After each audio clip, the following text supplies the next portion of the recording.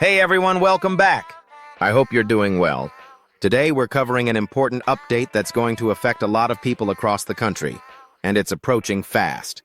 The Real ID deadline is set for May 7th, 2025, and there's still a lot of confusion around what it means for things like air travel, visiting federal buildings, and even going to your local Social Security office.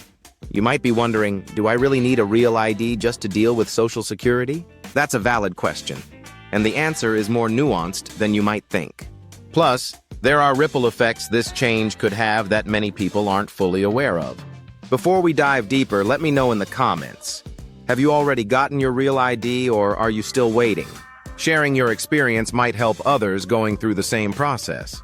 And if you appreciate straightforward updates like this, don't forget to hit that subscribe button so you stay informed.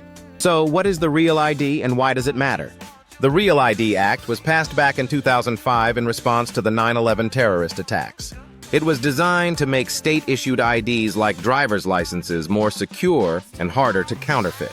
Investigations revealed that several attackers had obtained state IDs fairly easily, so the government introduced stricter standards for issuing IDs to close those security loopholes. Although the law passed nearly 2 decades ago, many states resisted its implementation, citing cost, privacy concerns, and pushback against federal oversight. The COVID-19 pandemic caused further delays, but now, under renewed federal direction, and with May 7th, 2025 confirmed as the final deadline, there are no more extensions coming.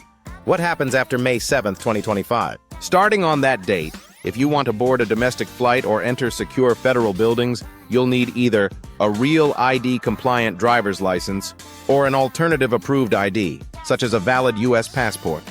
A standard driver's license that's not Real ID compliant will no longer get you through TSA security at airports. How do you know if your license is Real ID compliant? Most states mark it with a star in the top corner. For example, California uses a golden bear with a white star. If you don't see any kind of star, your license probably isn't compliant, and you'll need to upgrade it if you plan to fly or visit certain federal facilities. Are all states ready? Not exactly. Some states, like Colorado, Florida, Georgia, and Maryland, have made excellent progress and are nearly fully compliant. Others, like New Jersey, Pennsylvania, Washington, and Maine, are significantly behind. For instance, New Jersey currently has only around 17% of residents with a Real ID. So depending on where you live, the process could be quick and smooth, or long and frustrating, with limited appointments and longer wait times. What about Social Security offices? Here's some good news. You do not need a Real ID to visit your local Social Security office. However, you will need a valid form of photo identification. That can be a standard driver's license, even if it's not Real ID compliant, a U.S. passport, or a state-issued non-driver ID. Just make sure the ID is valid and not expired. You still need to verify your identity with official documents. So should you get your Real ID now? Even if it's not required for Social Security visits, there are some good reasons to get your Real ID sooner. It makes domestic travel easier. While you can travel with a passport, they're bulky, expensive, and a hassle to replace if lost. If your driver's license is set to expire soon, it's smart to upgrade to Real ID during your renewal. Most states require an in-person visit to finalize the application, and you won't receive the Real ID right away. It's typically mailed out a few weeks later. And that temporary paper license? It's not accepted at TSA checkpoints. What documents do you need to get a Real ID? You'll generally need to bring proof of your full legal name, e.g. birth certificate or passport, proof of your Social Security number, e.g. Social Security card or W-2. 2 documents verifying your current residential address, e.g. utility bill and bank statement or lease. Because every state handles it slightly differently, check your local DMV website before heading in. Looking ahead, the Real ID is just the beginning. Experts say it's the foundation for future digital identity systems, including biometric IDs, facial recognition, and blockchain-based identity verification.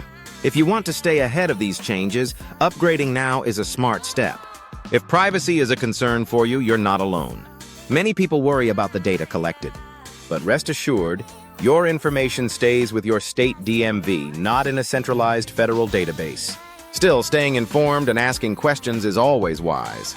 To sum it all up, You don't need a real ID for Social Security visits yet. You will need one, or a passport, to fly domestically starting May 7th, 2025.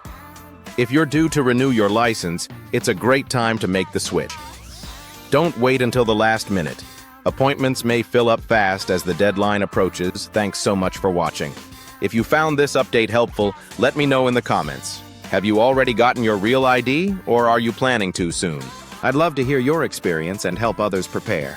And don't forget to subscribe for more clear, practical updates like this one. Take care, and I'll see you in the next video.